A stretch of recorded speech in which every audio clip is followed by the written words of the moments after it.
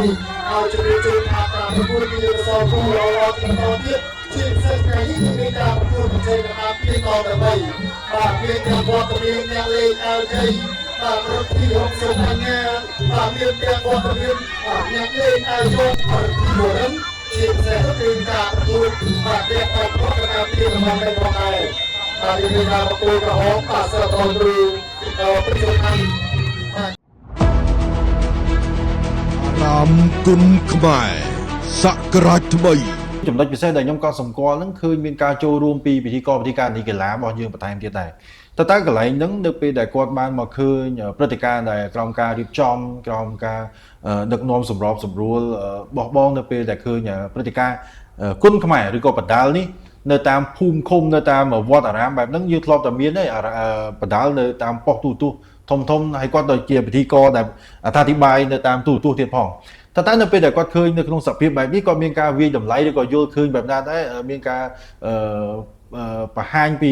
វត្ថុអំណងឬក៏ឆន្ទៈកម្រិតណាដែរជាមួយកំបងខ្ញុំអរគុណដល់ពួកគាត់នៅក្នុងការចូលរួមកាលពីប្រកួតនៅវត្តពោ5000បាទខ្ញុំអរគុណពួកគាត់តែសួរសុខទុក្ខ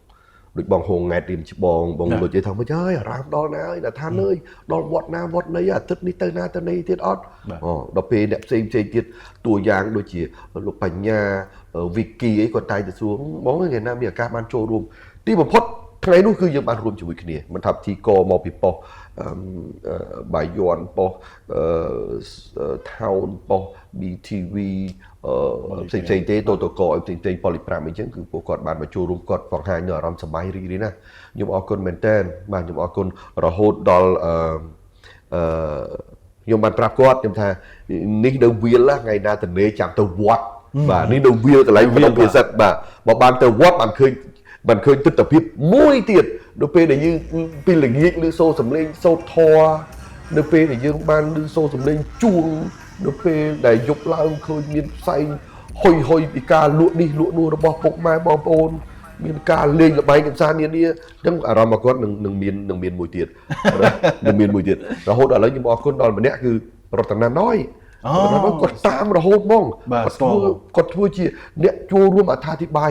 ដោយស្ម័គ្រចិត្តនៅក្នុងកម្មវិធី Be Active អារាមគុណខ្មែរខ្ញុំអរគុណខ្ញុំជឿថាតទៅមុខគឺបងប្អូននឹងឆ្លៀតអាចទេបាទអាចថាមិនមានឈុតពិសេសនៅពេលដែលយើងទៅប្រកួតនៅតាមទីអារាមអាចថាមិនថាត្បូងឃ្មុំឬក៏មិនថាពោធិ៍សាត់ឬក៏ប្រទីមានជ័យសៀមរាបអាចថាពេលណាមួយនោះគឺជាឈុតពិសេសមួយទៀតឲ្យគាត់ទៅស្គាល់រសជាតិបែបហ្នឹងម្ដងទៀតតើឲ្យគាត់ទៅអង្រួនសង្វៀនទៅអង្រួនទីអារាមទៅអង្រួនភូមិឃុំនៅហ្នឹងតែម្ដងទៀតតើខ្ញុំជឿតែពួកគាត់នឹងចូលរួមខ្ញុំនឹងគៀងគាត់ទៅបើទោះបីមិនបានទាំងអស់ក៏បានច្រើនបើទោះបីមិនបានច្រើនក៏បានតិចនៅក្រុម MSO ឲ្យតែថាពិសេសនឹងខ្ញុំនាំគាត់ទៅមានខ្ញុំមានលោកប្រសើរលោករិទ្ធីលោកសុជាតិលោកមនោរមអីហ្នឹងបាទនឹងក្រុមនឹងទៅព្រោះក្រុម MSO កូនចៅលោកគូម៉ាសេរីគៀងទៅឲ្យទាល់តែបាន